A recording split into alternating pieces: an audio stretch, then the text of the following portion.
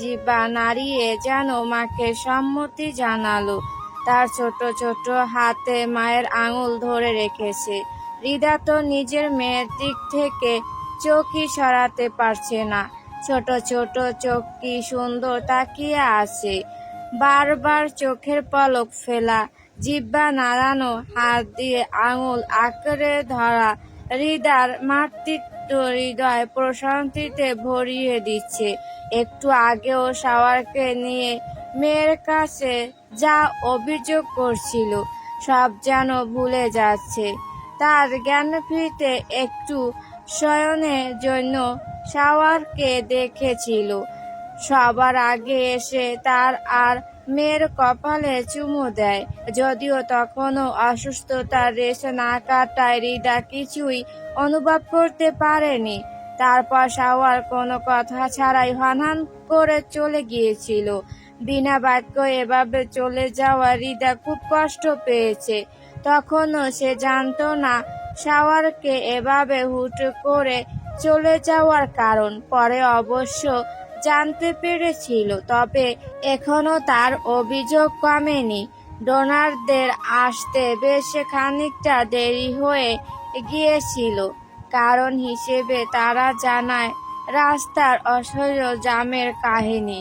ডোনারদের মধ্যে একজন ছিল রিদানের বন্ধু সুমন। অপরজনকে অনলাইনে যোগাযোগ করে পেয়েছে। তারা আসতে ডক্টররা রক্ত ডোনেটের ব্যবস্থা করেন। ততক্ষণ শাওয়ার চুপচাপ বসেছিল। একদিকে তার ওয়াইফ অসুস্থ, অন্যদিকে হেডকোয়ার্টার থেকে তাকে ডাকা হয়েছে, শাওয়ার তোর মেয়েকে কোলে নে, সন্তানকে আগে বাবার কোলে দেওয়া উচিত। শাওয়ার মাথা তুলে মায়ের দিকে তাকিয়ে বলে, আম্মু, আমার হৃদা, কিছুই হবে না হৃদার। ডোনাররা তো চলেই এসেছে, দেখবি সব ঠিক হয়ে গিয়েছে। শাওয়ারের চোখ ছলছল করে উঠে। সে আলতো হাতে নিজের মেয়েকে কোলে তুলে নেয়। সদ্য ভূমিষ্ঠ কন্যা এখনো পৃথিবীর আলোর সাথে নিজেকে মানিয়ে নিতে পারেনি, তাই তো বারবার চোখের পলক ফেলছিল। শাওয়ার মেয়েটিকে এমনভাবে কোলে নেয়, মেয়েটা তার পুরো হাতের মাঝেই যেন হারিয়ে যায়। সে মেয়েকে কোলে নিয়ে বসে থাকে।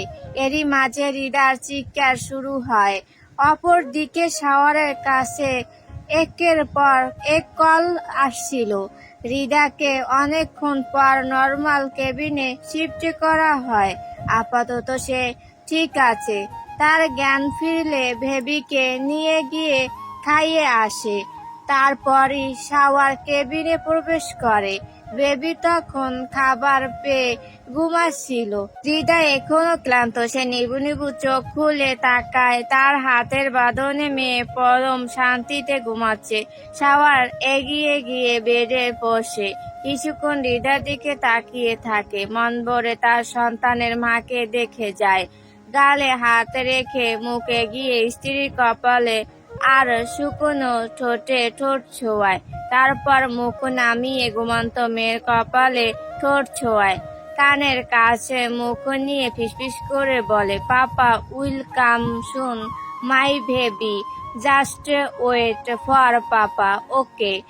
আর কোনো দিকে সে তাকায় না, হৃদার দিকেও আর একবারও তাকায় না। সোজা নিজের গন্তব্যের উদ্দেশ্যে রওনা দেয়।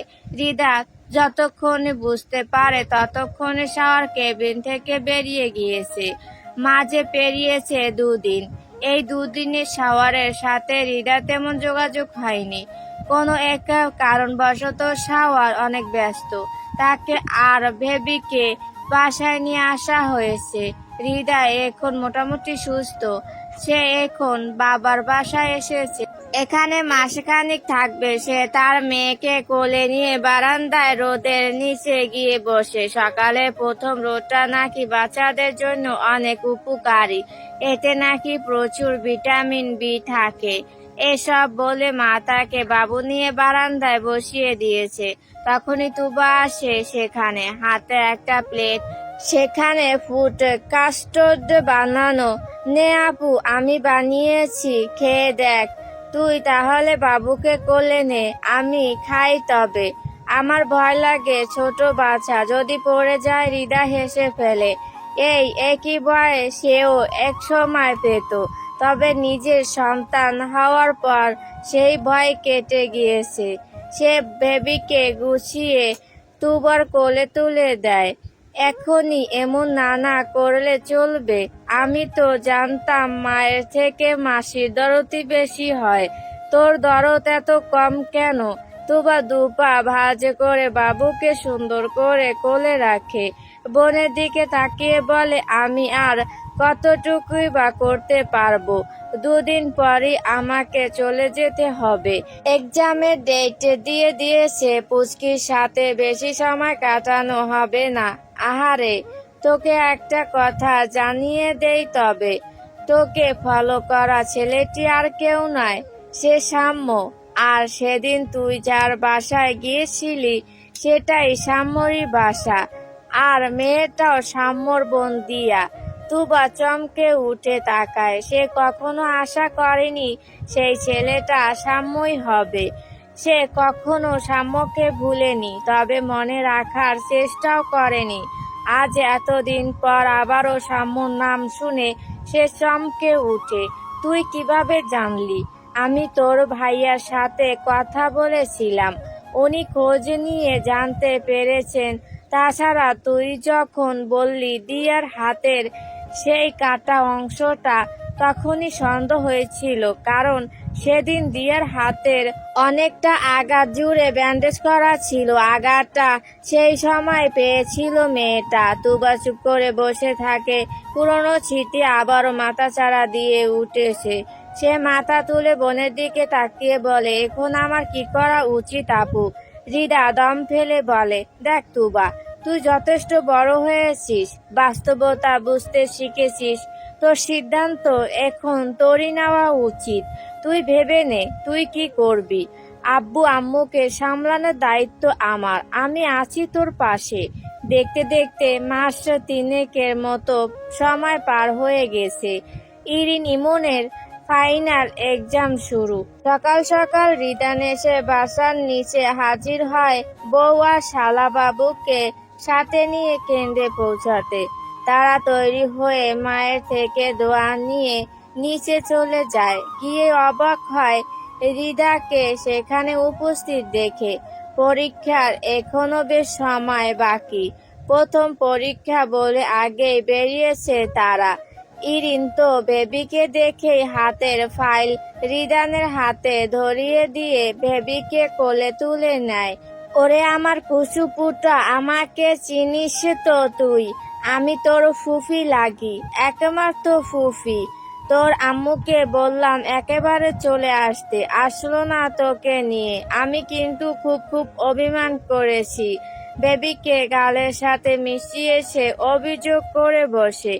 রিদান বলে, ইরিন তোমার না এক্সাম, বাবুকে দাও আমার কাছে।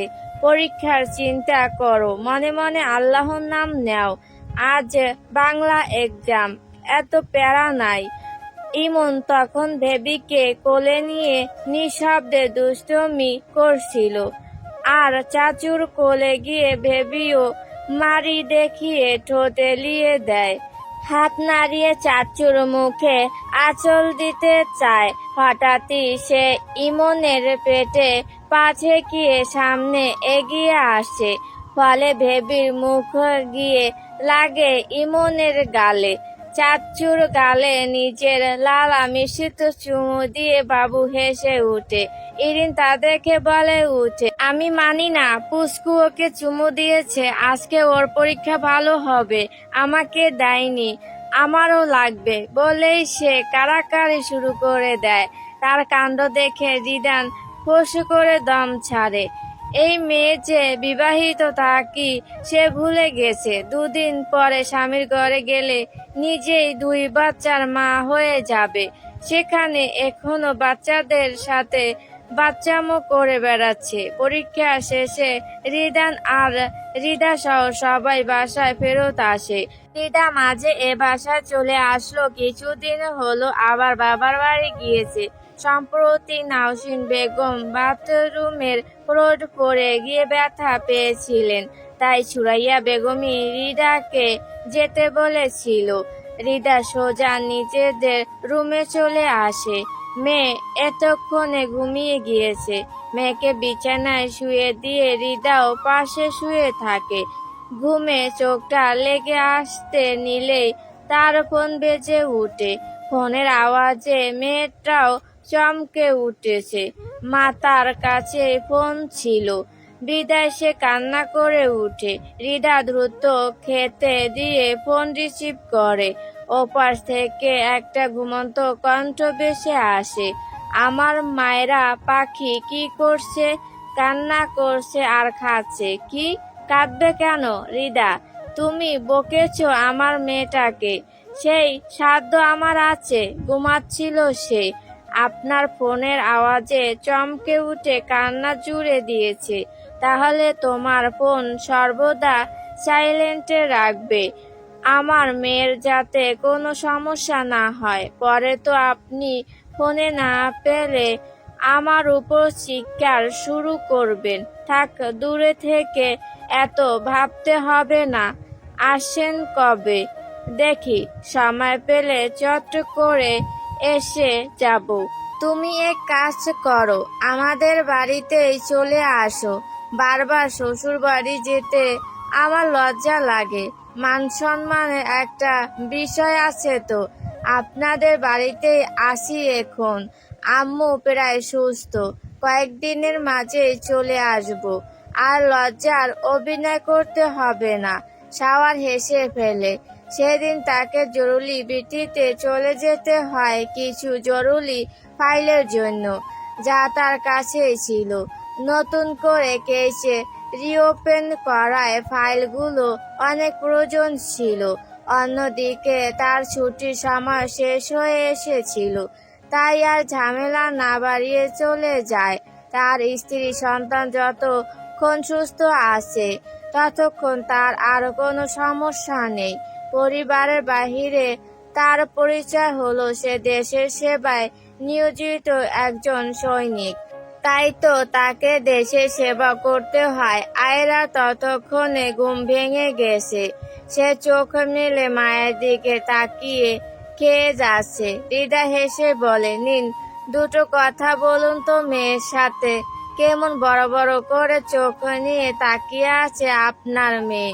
ফোনটা বেবির কানের অল্প দূরত্বে রাখে যাতে পাপার কথা তার কানে পৌঁছে। শাওয়ার আগ্রহ ভরে বলে উঠে, আমার মাম্মা, আমার আয়রা সোনা কেমন আছে? পাপাকে মিস করছে? আমার সোনা মাম্মা, পাপা জলদি চলে আসবে। তখন আমার মাম্মামকে একদম বুকের ভেতর ঢুকিয়ে রাখবো। Papa missed you so much my little girl. অদ্ভুত ভাবে বাবার কথা শোনা মাত্র আয়রার খাওয়া থেমে যায়। কণ্ঠ শুনে সে চোখ এদিক সেদিক করে খুঁজতে থাকে। 3টে মাসে বাবার আর ছোঁয়াও পায়নি সে। শাওয়ারের বড্ড খারাপ লাগে। সে খুব ইমোশনাল হয়ে যায়। সকল পুরুষরা বোধহয় এই একটা জায়গাতে এসে নিজের খেই হারিয়ে ফেলে। সন্তানের সামনে তারা একজন আদর্শ বাবা ব্যতীত আর কিছুই না।